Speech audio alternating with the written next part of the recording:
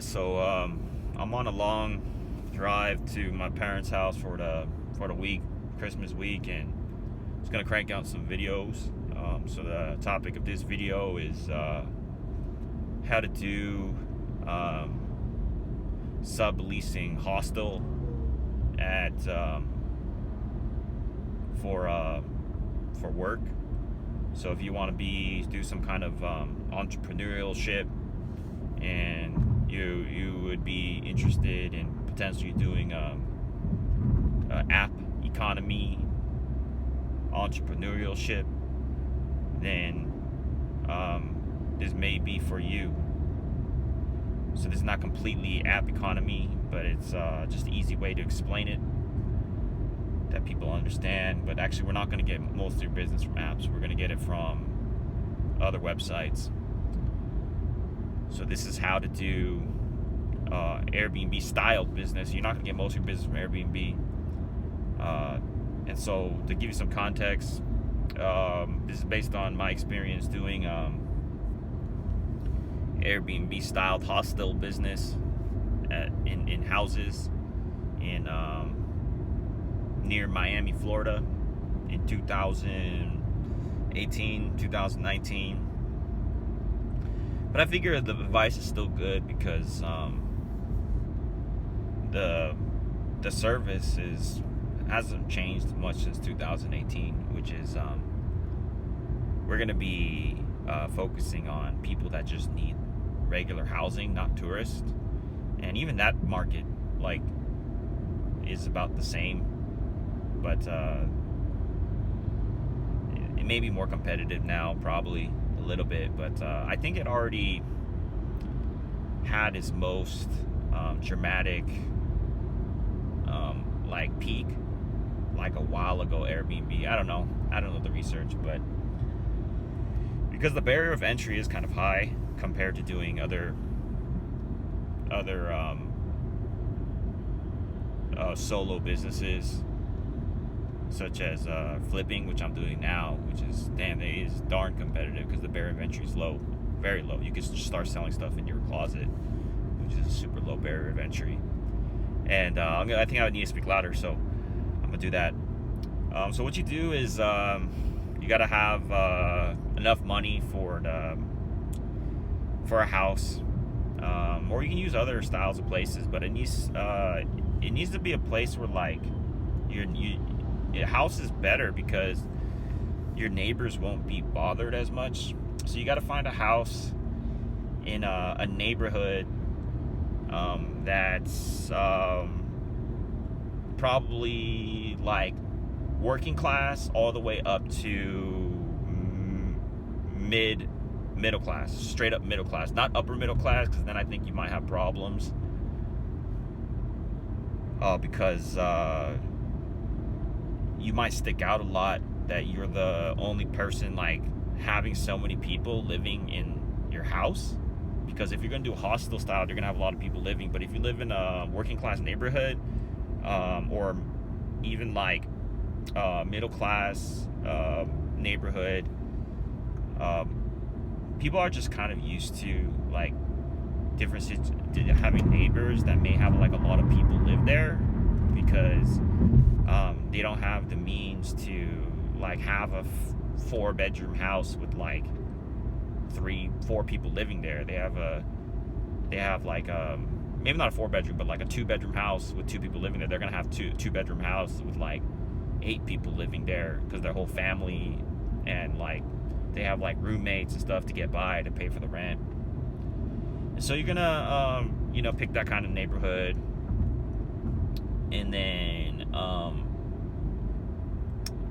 you're gonna just go look for a place to lease, just like you would if you're looking for something for yourself. And then you're gonna call the real estate agent or the landlord and tell them that you're looking for a place to lease. And this part I didn't do. Actually, I had a business partner, he did this part, but I was there observing him doing everything. I was there every step of the way, but I didn't do the actual phone calls. But I'm confident this is pretty much how it goes, because I've like called landlords to rent places for myself, like apartments. So you call them and then you message them and you say you're interested, and they'll probably just immediately schedule a tour. And then you go on the tour, and then they'll qualify you in that here's an application, fill out the application, thanks for coming on the tour. And then you also explain to them that I'm gonna use this for Airbnb styled housing. I'm gonna have some roommates. We're gonna all pitch in to pay for the rent. And in my experience, like, some of them were okay with that. Some of them were in the middle, and some were like, no, I'd rather have just like just a family living there. I don't want this to be an Airbnb. But it depends on like how, I guess, what the season is, like how, if it's a buyer's market or a seller's market, I suppose. But when I was doing it in 2018, it seemed like the landlords and property managers were pretty welcoming to it. Maybe like at least half was yes, a solid yes, and half was like, yeah, maybe, yeah, well, I'll think about it. Just submit the application with your income and all that, we'll think about it. And maybe like 40% was like, no, I don't really want to do that. And so you're gonna find, I think, a lot of potential suitors. And then but you gotta have the first month rent, deposit, and last month rent. So I guess in 2018, for a 2-bedroom house, it was a 2-bedroom single family detached home. It was maybe like $2,600 a month. So maybe now, it's been 6 years, maybe it's like $2,900. So how much you're gonna have to pay up front is about $3,000. So times 3, so $9,000 to get the keys to the place. So it is there is barrier of entry, but the thing is, like, you're gonna live there too. So I mean, the alternative is renting an apartment, which is gonna be like $2,000 a month for a studio, right? So that's like $8,000. So that's $6,000 to get in the door to get a place, versus $9,000. So it's only like $3,000 more than if you were just get a place yourself. But I figure a lot of you were just as like guys in a situation like me at some point where the alternative was a lot lower and you were renting a room. So let's say renting a room is like renting a room, or even renting a bed like in a hostel yourself. So you were the customer of these hostel style businesses of houses. So back then you could find a place for like $400 a month, maybe $500 a month for a bed space in Miami area. I guess now maybe it's like $600 for a hostel style bed space. And so yeah, that's way less than having to fork off $9,000 to get this going. But the barrier of entry is there. It's not super high. I was able to save the money through living a very cheap life and working full time at a pretty close to minimum wage job at a fast food restaurant. And also I had a little bit better job for a little bit, so I saved money there too, where I was working at a sales call center. So I was making a little bit better money, and I was not a top salesman. I was the worst salesman, so I was just getting paid base salary. But even with my base salary, living below my means, I was able to save up. So it took me like just working pretty like low paying jobs, like maybe like 2 years to save up for this. And so yeah, you get the lease, and then you move into the place. And before you move in, you start trying to find people through like Facebook. You could join like Facebook groups, or you can create your own Facebook page and post that like you have hostel rooms for rent, so they get a bunk bed. And that's what my business partner did. He went on Facebook, and then he also I think he did like Facebook ads. I think that was his main source of customers. My main source was it was called, I think it was called like Roommate Finder or something.com. It was like Roomster.com. It was like a roommate finding website. So I did that, and then Craigslist, I think I got some customers from there. I think that roommate website was like the main place. I think you paid like $10 to be able to use the website. Everybody does. And so you go on all these like websites to find local people that need like a place to live. And the advantage of local people compared to Airbnb is it's more reliable. Since it's their place to live, they could be there for like 3 months to like over a year. So it's steady income from them.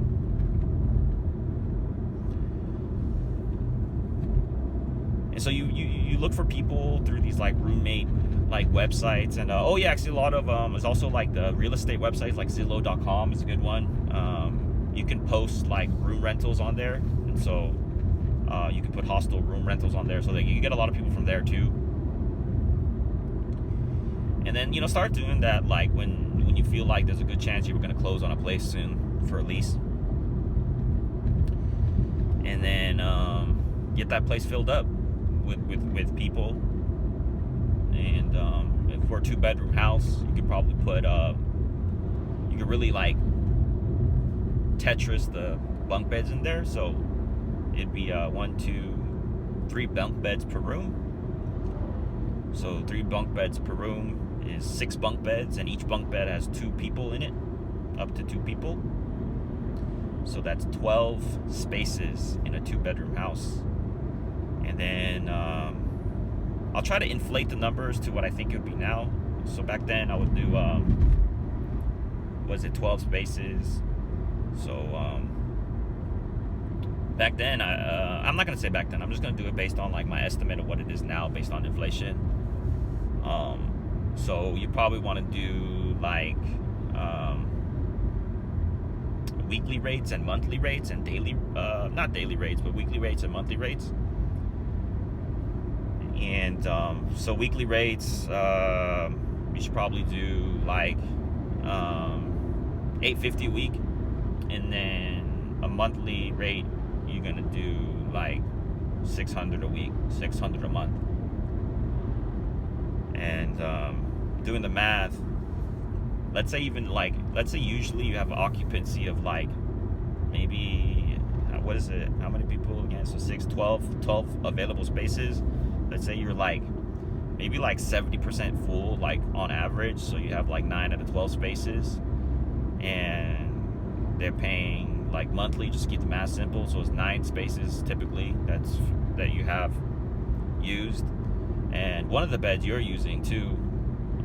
So even including that, so 9 for the paying customers, 1 for yourself, and then 2 is empty usually. So that'll be 9 times like $600. So we got $7,200 income coming in on average. Sometimes higher, sometimes lower. And it's a lot of people do weekly, so that's why it's going to be higher a lot of times. So $7,200 a month on average, let's say, and then the rent is $2,900. So already you're $4,300 left for expenses. That's a huge margin. It's like 60% margin. But that's not the final tally. You got to pay for electricity, water, things like that, and like toilet paper, and you're gonna clean the house yourself, so you don't need to pay for somebody to clean the place. But eventually, you want people. If you have multiple houses, you're gonna start having people clean the place for you. But we're just doing one house as an example, because that's where you're gonna be at for like 6+ months typically. And if you expand aggressively, it's gonna be, you can do more. You can have like within a year like 3 houses. So that's how profitable housing is. Room rentals is. That's why so many people do it. But then a lot of people don't do it because for reasons like barrier of entry, and also just they don't want to live with people. So that's a lot of work to deal with. And so the margins are tremendous. They're really good. And then so even after all that stuff, you probably be taking like paying yourself maybe like $3,000 a a month. It's not bad, but the real money is when you have multiple houses, and if you got the competency and skill to work through, like if you're a first time person managing staff, to be able to hire, manage, and let go when needed of cleaning staff and house kind of supervisors and people that handle cash for you. That takes a lot of trust and a lot of keeping an eye on things. So the real magic is like having multiple houses, because let's say your take home is $3,000 a month. It's like not that great. You're basically making $6,000 a year, and with like pretty much the biggest bill taken care of housing, because you live at the place that you work. But that's a downside too. That's like a lower quality of life that you live where you work. And another video, I'm going to go over the problems with that. But yeah, so you get free housing, so you're really making a lot more, because if just on the economic side, not on the psychological hardship of like dealing with living with your customers.